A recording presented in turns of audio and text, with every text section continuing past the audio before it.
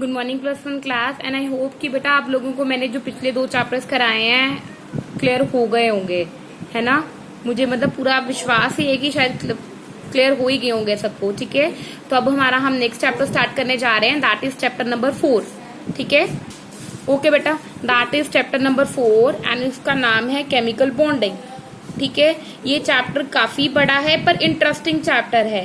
ठीक है, तो इस चैप्टर की एक चीज है कि इस चैप्टर को ना आपको मैं टॉपिक वाइज छोड़ के क्वेश्चन वाइज कराऊंगी। क्यों? बिकॉज ये चैप्टर वैसे ही समझ आता है। ठीक है, बिकॉज हाँ मैं टीचर, मुझे पता है कैसी चीज, कौन सी चीज कैसे समझ आती है, तो ये चैप्टर हम वैसे ही करेंगे।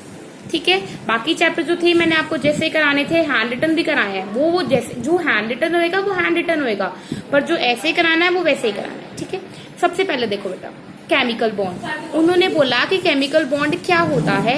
ठीक है, and why do atoms combine. उन्होंने बोला कि केमिकल बॉन्ड क्या होता है और जो 2 एटम्स हैं वो आपस में कंबाइन क्यों करते हैं, अगर करते भी हैं तो कैसे करते हैं। क्वेश्चन क्लियर है? अब उन्होंने बोला कि केमिकल बॉन्ड क्या होता है जब अट्रैक्टिव फोर्स या बाइंडिंग फोर्स होल्ड करके रखती है 2 एटम्स को। ठीक है, is defined as a chemical bond में be defined as the attractive force और binding force which hold atom ions and molecules together.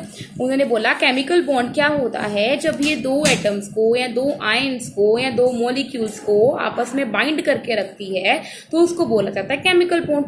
जैसे ये सपोज करो ए और बी है, ए कोई एटम है, बी कोई एटम है, ए कोई मॉलिक्यूल है, बी कोई मॉलिक्यूल है, जब आपस में जुड़ के बैठे हैं किसी अट्रैक्टिव फोर्स के कारण, that is called chemical bond. ठीक है, अब उन्होंने बोला कि व्हाई डू एटम्स कंबाइन। अब नेक्स्ट क्वेश्चन आ गया साथ ही। ठीक है, ये फर्स्ट पार्ट था, ये सेकंड पार्ट है कि व्हाई डू एटम्स कंबाइन। उन्होंने बोला एटम्स कंबाइन क्यों करते हैं, ये हम लोगों ने पढ़ना है।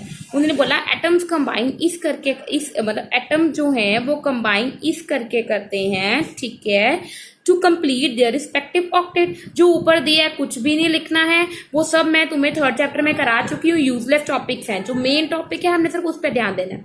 उन्होंने बोला atoms of different elements combine. उन्होंने बोला कि जो एटम्स होते हैं अलग अलग एलिमेंट्स के, वो इसके कंबाइन करते हैं अपने with each other in order to complete it octet. ठीक है, ऑक्टेट का मतलब है कि वो अपने आउटर मोस्ट शेल में एटलीस्ट 8 इलेक्ट्रॉन्स या डुप्लेट या 2 इलेक्ट्रॉन्स जो हैं वो एक्वायर कर सकें to attain stable inert gas configuration. Clear है?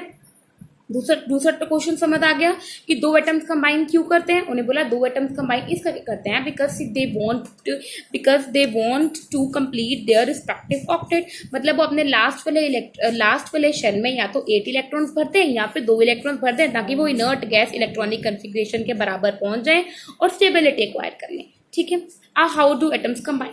अब उन्होंने बोला एटम्स कंबाइन क्यों करते हैं, तो उन्होंने बोला एटम्स इस करके कंबाइन करते हैं बाय कंप्लीट ट्रांसफेरेंस ऑफ 1 और मोर इलेक्ट्रॉन फॉर 1 अनदर। उन्होंने बोला कि कंप्लीट कर लेना, मतलब एक अब मुझे जरूरत है तो मुझे 1 इलेक्ट्रॉन की आपने से किसी बच्चे ने दे दिया तो कंप्लीट हो गया मेरा, उसका भी कंप्लीट हो गया, मेरा भी कंप्लीट हो गया। फिर उन्होंने बोला भाई शेयरिंग, या तो फिर शेयर कर दो या तो पूरे का, अब मुझे जरूरत थी, आपने मुझे पूरे का पूरा ही दे दिया बिकॉज आपको उस चीज की जरूरत नहीं थी, वो थी कंप्लीट ट्रांसफरेंस। शेयरिंग का मतलब है कि आपको भी जरूरत थी और मुझे भी जरूरत है, तो हम दोनों ने शेयर कर ली वो चीज, तो वो होती है बाय शेयरिंग ऑफ इलेक्ट्रॉन्स। ठीक है, ये वाला क्लियर है बेटा। आप सिर्फ 2 ही लिख दोगे ना, बाय कंप्लीट ट्रांसफेरेंस ऑफ 1 और मोर इलेक्ट्रॉन, तब भी चलेगा। अब दूसरा पॉइंट है बाय शेयरिंग ऑफ इलेक्ट्रॉन्स, तब भी चलेगा। अब उन्होंने बोला शेयर कैसे होता है, शेयर कंट्रीब्यूशन के थ्रू होता है, कंप्लीट शेयरिंग होती है, या मतलब शेयरिंग का मतलब है या तो कंप्लीट मतलब हम दोनों ने बिल्कुल बराबर शेयर करा, या फिर एक क्या होता है सिर्फ मैंने ही शेयर करा आपके साथ, आप ही कोई कंट्रीब्यूशन नहीं है उसमें, पर शेयर मैंने ही करा बस। वो 2 तरह की शेयरिंग है, इसमें हम दोनों शेयर कर रहे हैं और एक में सिर्फ मैं शेयर कर रही हूँ पर आपका कोई रोल नहीं है। क्लियर है बेटा? नेक्स्ट देखो, नेक्स्ट हमारे पास टॉपिक वाइज है। जब भी कुछ भी नहीं क्लियर होएगा मेरे से पूछना बेटा, यहीं बैठी हूं मैं। ठीक है, अब नेक्स्ट देखो लुईस बेस। ठीक है, लुईस बेस उन्होंने क्या बोला है कि क्या होता है, उस लुईस ने क्या बोला कि यार जब भी एक मॉलिक्यूल फॉर्म होता है ना, तो जो उसके आउटर मोस्ट इलेक्ट्रॉन्स होते हैं वही सिर्फ केमिकल कॉम्बिनेशन में पार्ट करते हैं, जो इनर शेल वाले इलेक्ट्रॉन्स होते हैं वो प्रोटेक्ट रखते हैं और कॉम्बिनेशन प्रोसेस में इन्वॉल्व नहीं होते हैं।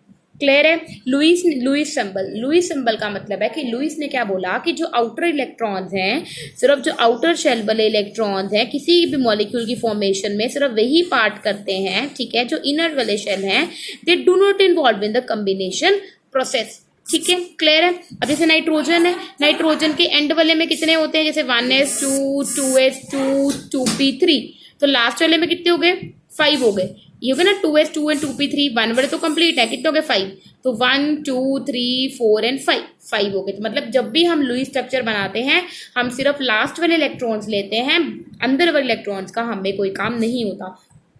ये वाला क्लियर है। ये जो चीज है तुमने, ये बेटा स्ट्रक्चर ऑफ एटम है, सेकंड चैप्टर जोशी सर ने कराया है, उसमें सर ने कराई होगी, ठीक है, ये इलेक्ट्रॉनिक कॉन्फ़िगरेशन।